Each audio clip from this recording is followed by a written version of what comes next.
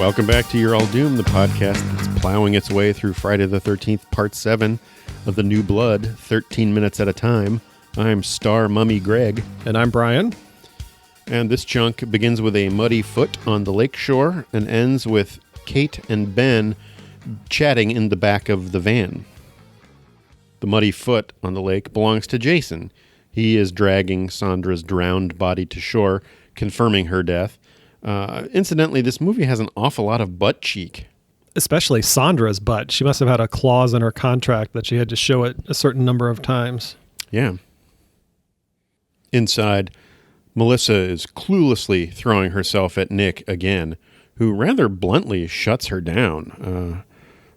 She then shifts her attentions to Eddie, who, again, is wrapped up in party streamers like he's some sort of mummy, and begins flirting with him in, I guess, an attempt to make Nick jealous.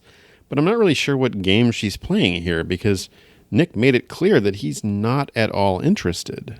Exactly, and I don't think that he would care if Melissa turned her attention to Eddie. In fact, I think he would probably be glad because he wants nothing to do with her. Yeah, that gets her off his back. While all of this is going on, Breathy McBretherson peers through the Venetian blinds rather obviously, so the party kids are now definitely on Jason's radar. I like to think that Jason was just standing out there wondering why he wasn't invited to the party. He's just out there like, ooh. Over at the Shepherd's, Dr. Cruz is sitting at his desk and opens a drawer, revealing the tent stake that he had surreptitiously swiped earlier in an attempt to manipulate Tina and her mom.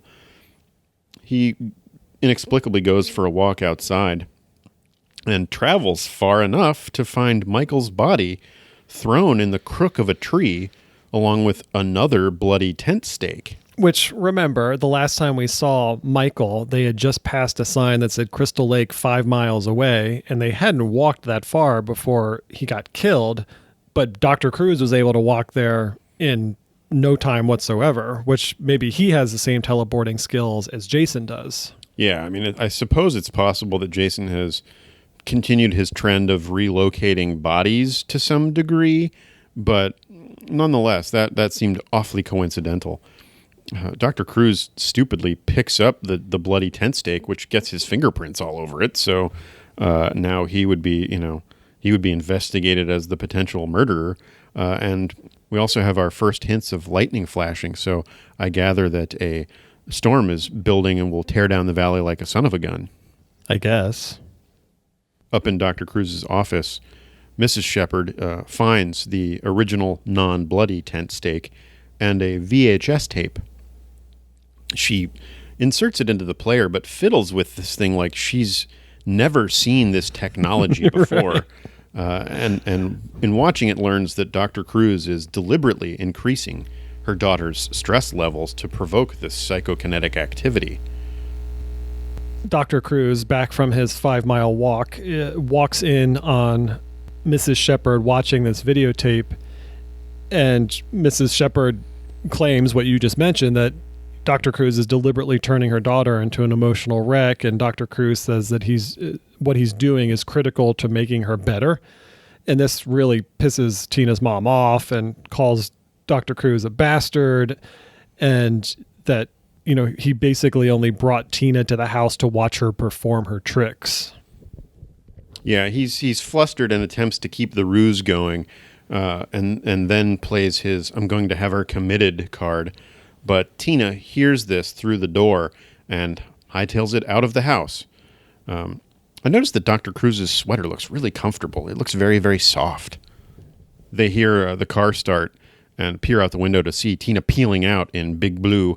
So not only has she run outside, but she's now hopped in the car and is tearing off down the road for some destination unknown. She books it down some wooded roads and, in a nice creepy touch, passes Michael and Jane's disabled car. I like that too, because she doesn't really pay any attention to it. So it's really just a visual clue for us, the viewer, that we are supposed to pick up on it. So it's not like she looks at it and wonders if maybe that was Michael's car or anything. It's just, we know what it is, and she drives past it, and I thought that was just kind of a neat little touch. Mm-hmm. She keeps driving down the road and has a vision of Jason murdering her mom in the middle of the road.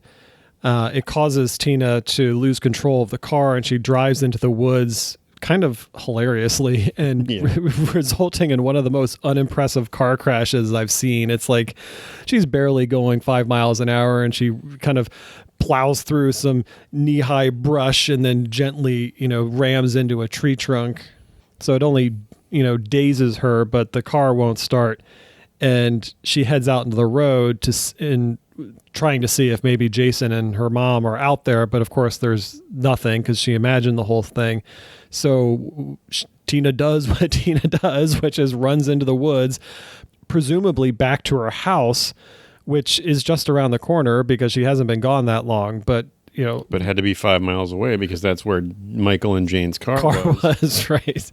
So she's just going back and forth. At the party house, Maddie has now glammed herself up and looks quite a bit like Yardley Smith dressed as a divorcee. Like a 50-year-old divorcee. Yeah. Inexplicably, she goes outside looking for David, the pot smoker. I have no idea why she thought he would be out there. It's such a weird sequence. She leaves the room that she was in where she was putting on the makeup, and then she immediately walks out what appears to be like a side door of the house and into the woods, and is immediately concerned that David isn't out there. So what I don't understand is why didn't she go downstairs where the party was, or how did she not see that the party was going on if she did go downstairs and we just didn't see that part? Because when she opened the door to leave the room where she was putting on the makeup, you could hear the party going on downstairs. There was people talking and there was music.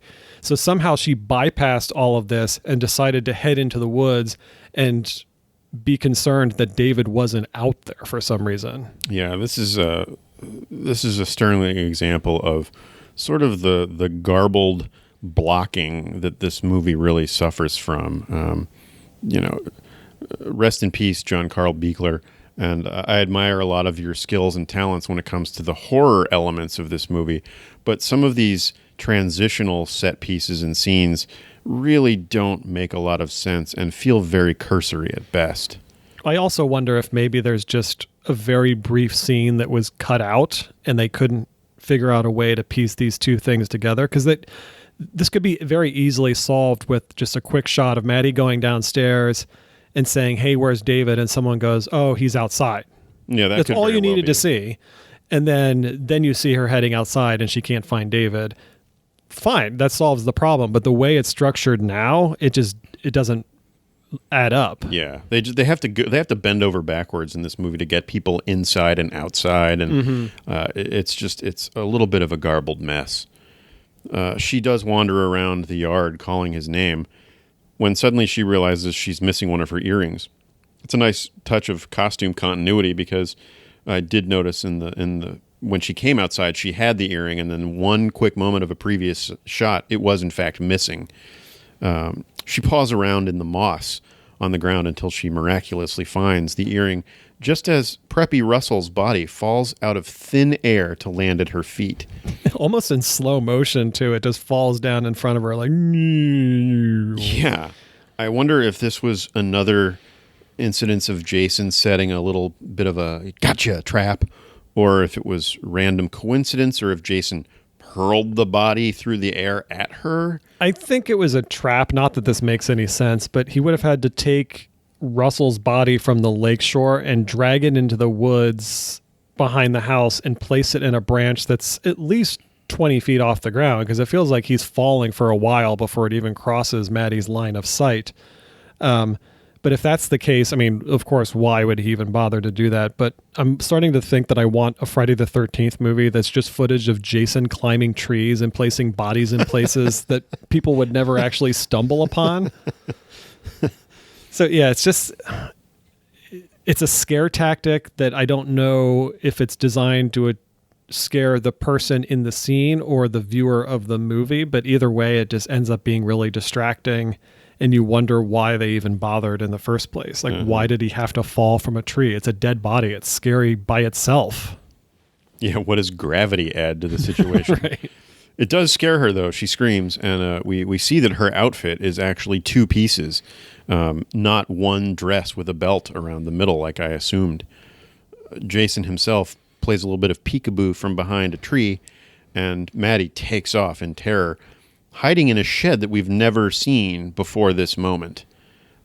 It's full of great implements for Jason to choose from, lots of cruel-looking gardening tools and lawn care implements. Pretty much the last place you would want to go if Jason was chasing you. Yeah. And she clumsily reveals her position by knocking a bunch of shit over.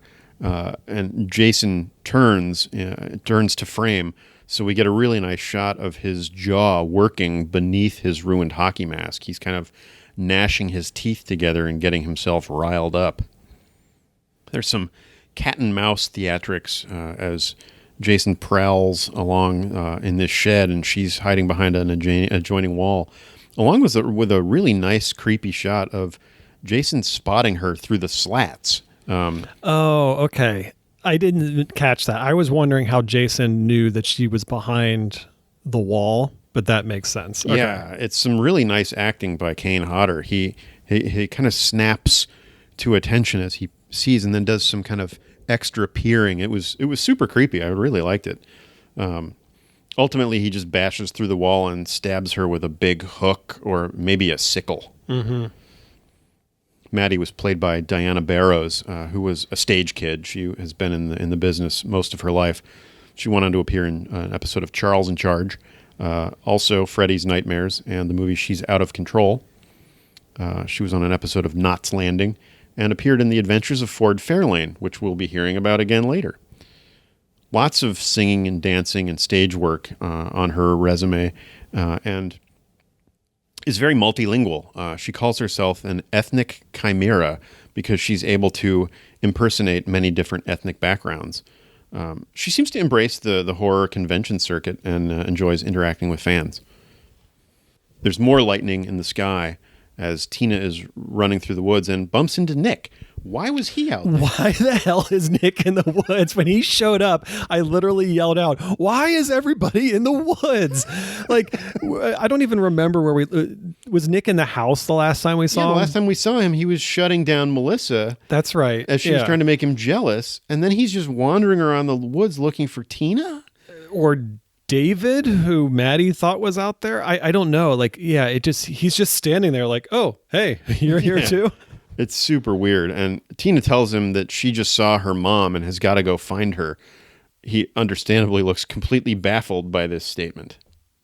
Meanwhile, we see Dr. Cruz and Tina's mom driving down the road looking for Tina. Dr. Cruz's car is a 1976 Volvo 245. They find Tina's crashed car on the side of the road, and Mrs. Shepherd runs off into the woods looking for her because that's where you got to go. Everyone go into the woods. Meanwhile, the guy who's usually in the woods, Jason, is stomping toward the house, while upstairs, Space Mummy is pressing himself all over a fully clothed Melissa. He's wearing tighty-whities and brown socks. And in another room, Robin is getting absolutely railed by Stoner David, who was clearly never outside, and they're scromping next to a shelving unit box. So I get the sense that maybe this place is still being set up by Russell's uncle, and he doesn't live here full time. Jason then plods over to the sex van, where this time Ben and Kate are also going to Bone Zone. The van starts a rockin' because Jason is about to come knocking. But for some reason, Ben and Kate are both convinced that the rocking of the van is Michael and not one of the other 10 people that are actually at the party, that suddenly now Michael has shown up and he's decided to announce his arrival by rocking the van. But whatever, that's what they think. So Kate grabs a party horn and the two throw open the back doors and yells, "Surprise!" And of course, no one is there. Yeah, we see a lot of birthday shit in the van. So not only is it the sex haven, but there are balloons and streamers and party horns. Ben extracts himself from Kate and climbs out to go searching for his friend Michael, leaving her behind. So romance guy he is not. There's only one death in this segment, and it's poor Maddie. So this was a little bit of a low-key episode, Jason-wise. We do have a lot of people losing their sense of direction, though. If you want to see more scenes of people wandering around the woods aimlessly, Boy, do I. please join us again next time for You're All Doomed. You're all doomed.